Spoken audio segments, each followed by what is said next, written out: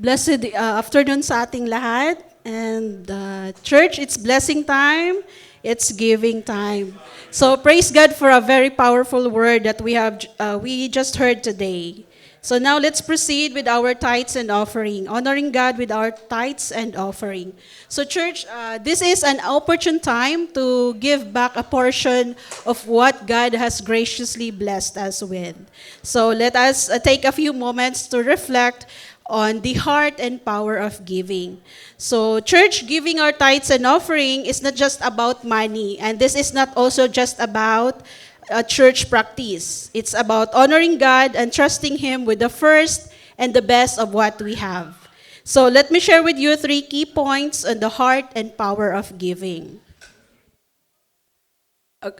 First, in relation to God, giving glorifies God.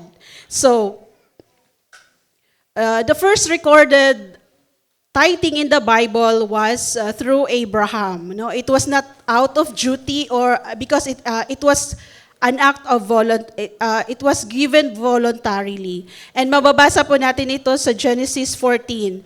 There, after Abraham defeated several kings to rescue his nephew Lot, he was met by Melchizedek, the king of Salem, the priest of God Most High. And Melchizedek brought out bread and wine and blessed Abraham.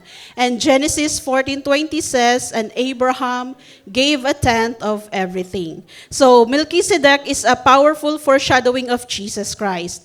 His name means King of Righteousness. And he is described as having no father and mother, no beginning and end. He was made like the Son of God. And after such a victory, Abraham did not claim the glory to himself. He knew na si Lord ang nagbigay ng victory niya, no? And it was, so he responded by giving a tenth of everything. Like kung ano yung nakuha niya doon, no? Garments, gold, or silver. So he gave a tenth of everything to Melchizedek. And yung giving niya was an act of service. Out of gratitude, giving all glory to God. So in the same way, church, just as Melchizedek received Abraham's tithe, Jesus, our great high priest, receives our giving today. Amen? In Hebrews 7:8, it says, here on earth, mortal men receive tithes, but there in heaven, it is received by him who lives forever. So praise God. So today, as we give, let's give like Abraham, not out of pressure or routine, but from our heart full of worship and gratitude. A heart that says, next slide, Lord, everything I have, every victory, every answered prayer, my job, my promotion, my family, every provision, Lord, came from you. You deserve all the glory. Amen. So second is, in relation to us, giving puts God first. So church, it is one thing to say God is first, right? But giving is a tangible way to demonstrate it. In Proverbs 3:9-10, it says, honor the Lord with your possessions and with the first fruits of all your increase, so that your barns will be filled with plenty and your vats will overflow with new wine. So growing up, church, yung pagbibigay ng tithes was not really modeled to me. It was not openly or emphasized or practiced even in our family. So hindi ko na-grasp talaga yung importance and yung benefits of giving my tithes and offering. So, so it was later only in my journey na-introduce siya sa akin, and it was through the life of Petty Greg, no? Ano pa lang kami that time, we were just dating, and isa sa mga kinonfess niya, aside from his love confession, is he confessed about that he give tithes. Isa yun sa mga kinonfess niya sa akin. And so he made it very clear that he wanted us to be aligned spiritually, especially in honoring God with our finances. So, praise God. I praise God sa buhay ng asawa ko because through him, through his example, and through my own walk with the Lord, natutunan kong i-honor ang Panginoon sa pagbibigay ng tithes and offering. And ever since I committed honoring God with my finances, I have seen faithfulness of God again and again. The doors were opened, answered prayers, provisions, and much more yung talaga, yung contentment na binibigay ng Panginoon that no money can buy. Amen. So giving is not just about what God wants from us. It's about what He wants for us. A heart that's grateful and fully surrendered to Him.